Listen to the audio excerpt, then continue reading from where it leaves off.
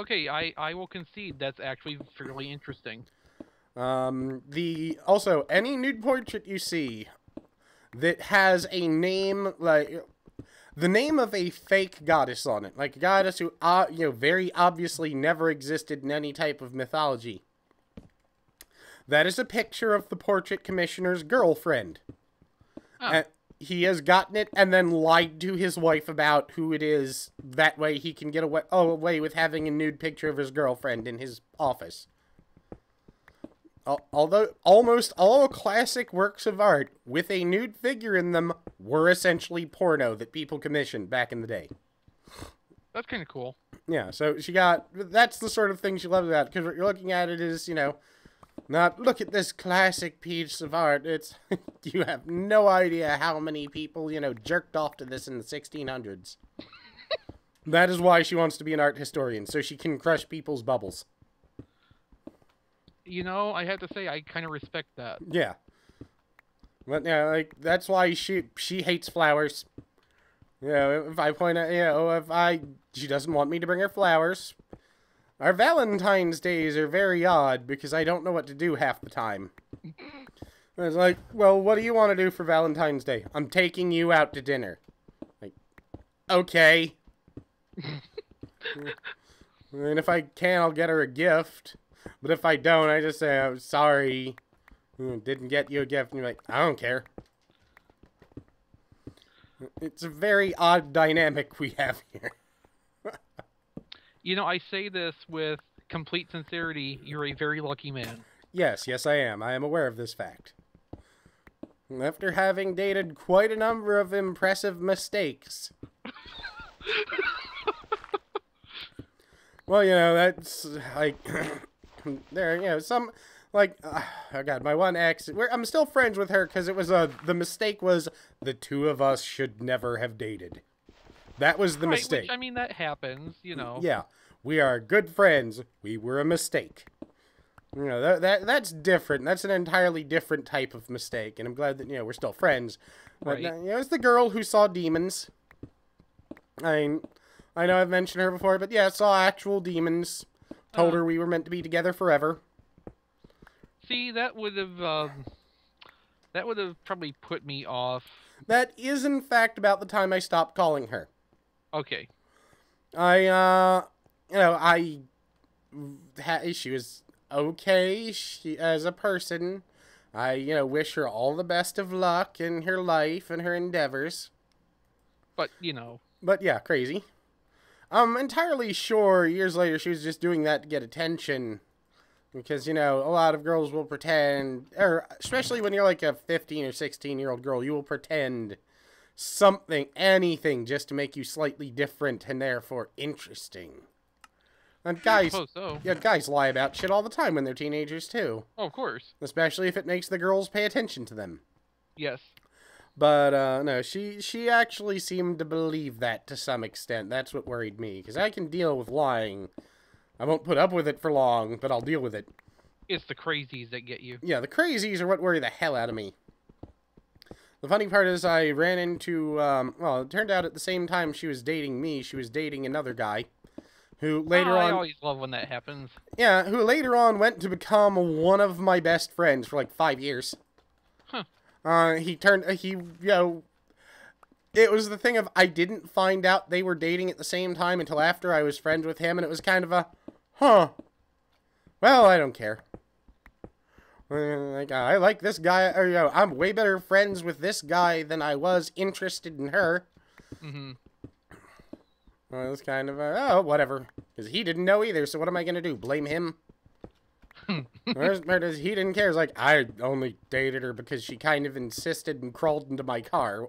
Crawled into my car through the window. It's like, yeah. Issues. Yes. But, of course, that was my friend, I can probably say his name, well, his nickname, Breck. Breck was a strange man. Looked like a drowned ferret. I mean, seriously, like a drowned ferret. Well,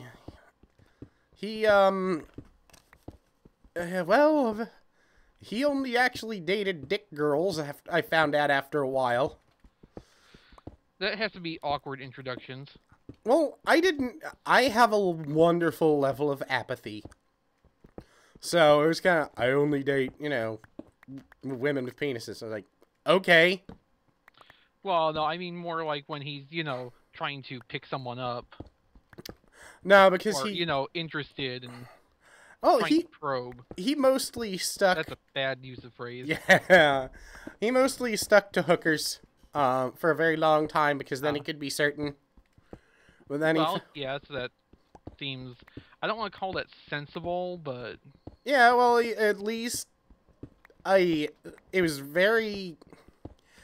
It was the most logical way to make sure he got what he was looking for. Mm-hmm. And this man was OCD with the logic. Like, alright, like, if this man found out that he had, let's say, dandruff, he would go out and he would buy the top 5 most suggested shampoos for dandruff control. He would then use each one for a week, noting the results, probably creating some sort of scale so that he could determine exactly how much dandruff there was on any given day after using the shampoo. And he would then compare it to a base of, without using any type of dandruff control shampoo. He would then buy a case of whatever one gave the best results. Huh. I mean, he is a good guy. I mean, he's a good friend. But I think it's because I am having grown up with so many weird friends, I can get along with him. I could get along with anyone. Just fine. Didn't matter. Didn't care. I even watched his house for him when he, went up to go, meet the woman he ended up living with for like 6 years. Which was annoying because he also had the world's heaviest cat. Alright, he weighed the cat. The cat weighed 47 pounds.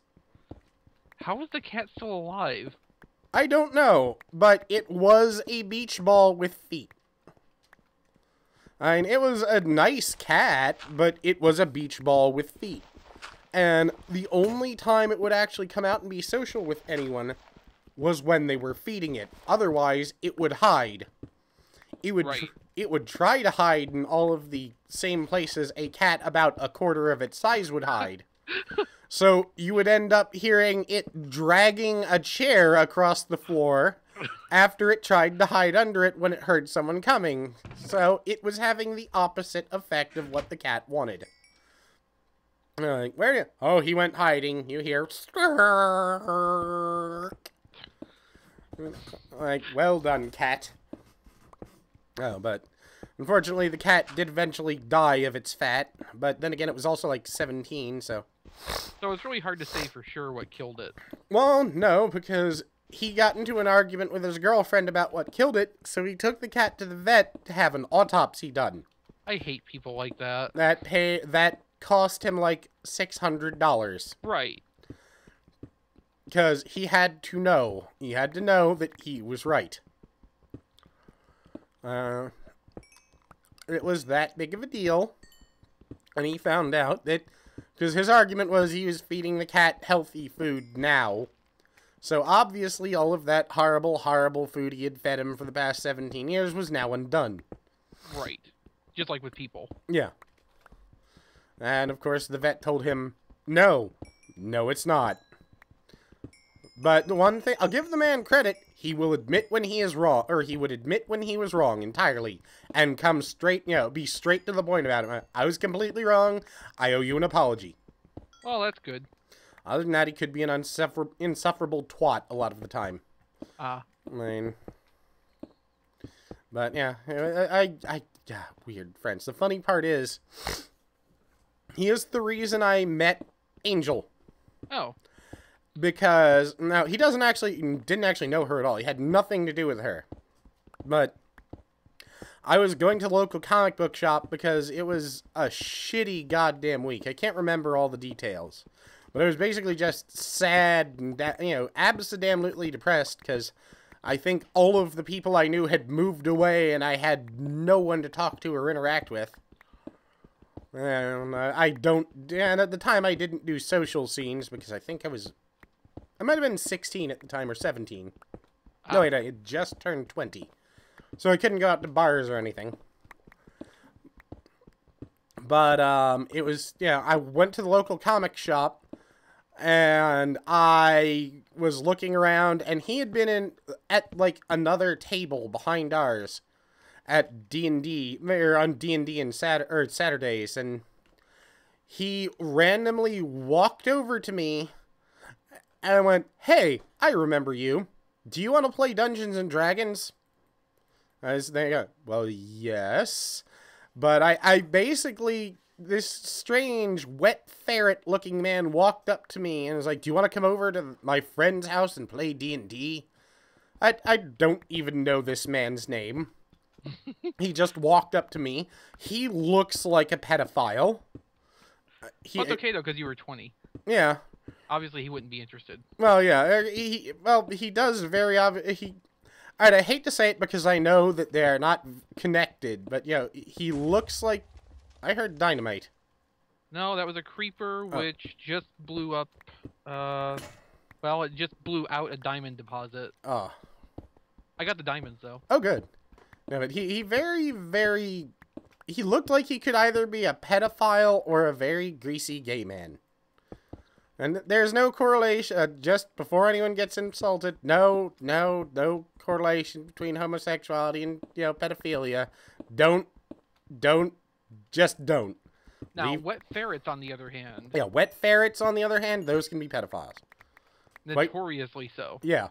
It's a scientifically proven fact that any ferret that is wet will be a pedophile. Yes, exactly. So let's remember that. That is fact and, scientific proof. Yes. But yeah, I just looked at him for a minute, and I entirely based my decision on whether or not I would give it a shot on, alright, if this guy tries to pull anything when I'm in his car, can I kick his ass sideways?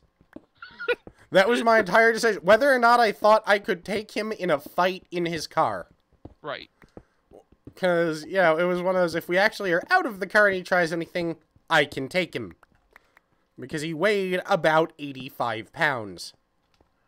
And I'm not lying, actually. That is what his body weight was. Huh.